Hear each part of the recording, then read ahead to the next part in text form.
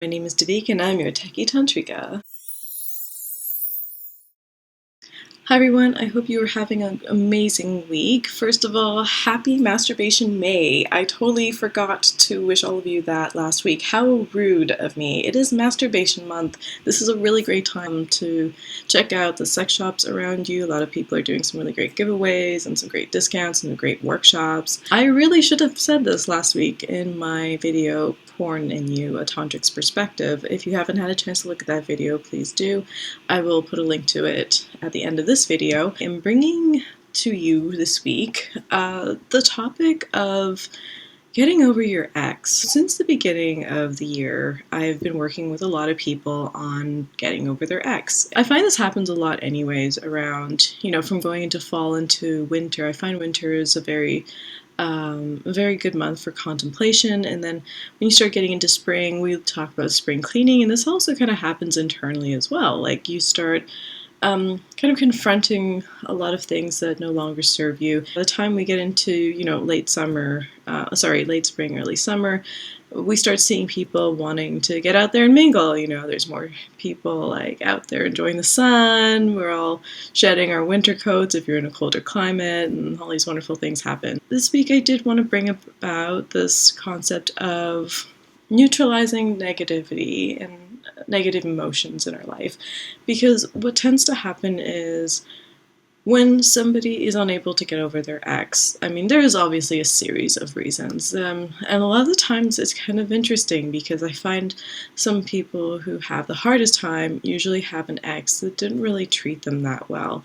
So there is a lot to unpack there, which is why, all of my videos, they're there to help you. Of course, sometimes, this is why I coach people. Sometimes we all have our personal stories and we need to resolve them and understand the lessons all of our stories have to teach us. So one thing I would like to start off with how you feel towards an ex, or a longing even for a past relationship, is that self-compassion, in other words, forgiveness, is really important. A lot of the times people do hold on to feelings of resentment for themselves because they do feel like they have a part as to why a relationship ended. And it is important to remember too, I think at this point, that when a relationship ends, it doesn't necessarily mean that both of those people were necessarily bad. It could just mean that they weren't meant to be with each other. So a lot of the times I like to picture like, a kid with their hand in a cookie jar. They want that cookie and they're holding on to the cookie and they can't get their hand out. So they're kind of they've got the cookie jar stuck on their hand. And if they just let go, me assuming of course that the cookie jar's mouth is really small, this child's hand's also really small, they could just get their hand out. When we start really holding on to, the blame game and why our significant other, ex-significant other was a jerk, or what they did to us, we have a negative charge there that still binds us. This concept of courting, this is the belief that you have a cord to whoever you've been intimately connected with or who you've been close to in your life.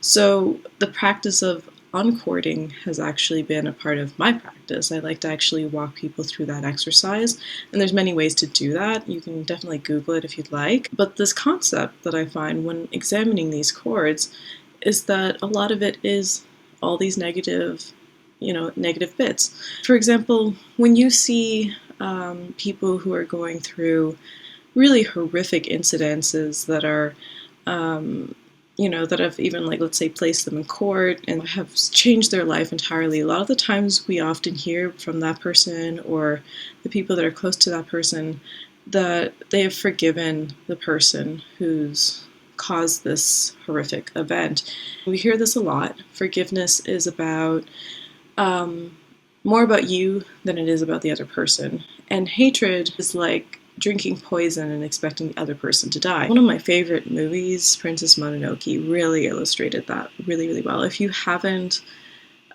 seen this movie, it's this beautiful Japanime. The main character really illustrates this so well. It's just a great representation of what I'm talking about. I'll actually put a link to Princess Mononoke down at the bottom. So when people say forgive another person, doesn't necessarily mean that you have to be friends with them or you have to be connected with them. A big part of this is that concept of, I acknowledge that you've done these things. I do not approve of the things you've done, but I'm willing to let these things go so I can move on with my life.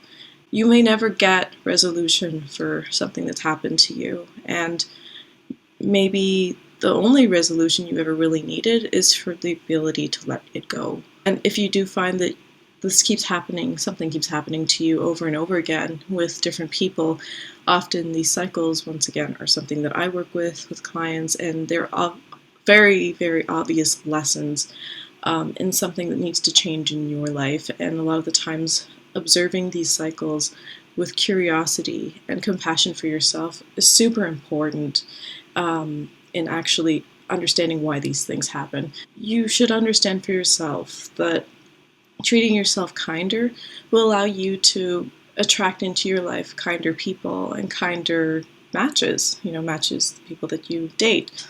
The last thing I'd like to say too, this is a very sobering point for me, but I love it. It's like one of my favorite things. Within the Tantric practice that I've learned, I also have had a really strong Buddhist-based teaching, and with Buddhism, it teaches you that nothing lasts forever, nothing is for certain. We like to work with uncertainties in our life, but the sobering point for me is that you are not owed anything by anyone. A guy could say, I really thought I was going to walk down the aisle with this woman, and a woman, could say, I thought I was going to spend the rest of my life with this guy. And these are the possible futures they are still holding on to, like that child with their hand in the cookie jar.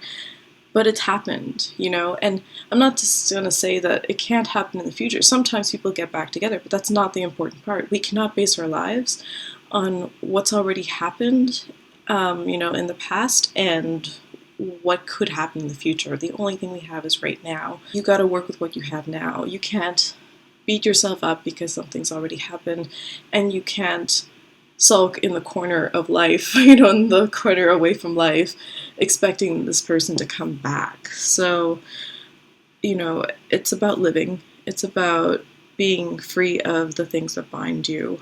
Springtime is a great time to evaluate this. When I look at people, for example, who have been proposed to, you always see one or both people crying, and it's a beautiful moment. And I always think to myself, are they crying because they're thinking it's about damn time? Or are they crying because they're like, well, shit, we finally got here? It's like that moment of realization that, wow, we made this happen for so long and we're so happy to be together. It's a very good reminder of this moment of time where you realize nobody owes us anything. I mention this a lot actually in my video, why male-female relationships make you sexier. That's another video. I'll put the link below too, down at the bottom. And if you take anything away from this video, it really is just about being compassionate with yourself, observing the cycles in your life that you would like to see change, and asking yourself, what is it that's I'm meant to learn from these things? And really understanding that we work to be kind to each other because we treat each other the way we want to be treated, and also the way we want to treat ourselves. It makes us appreciate the people we have around us that much more. So I hope you like this video. Please feel free to comment in the comment section below about your own experiences or any questions you have. And please feel free to subscribe to my channel. I make new videos every week. Thank you so much, everyone, and take care.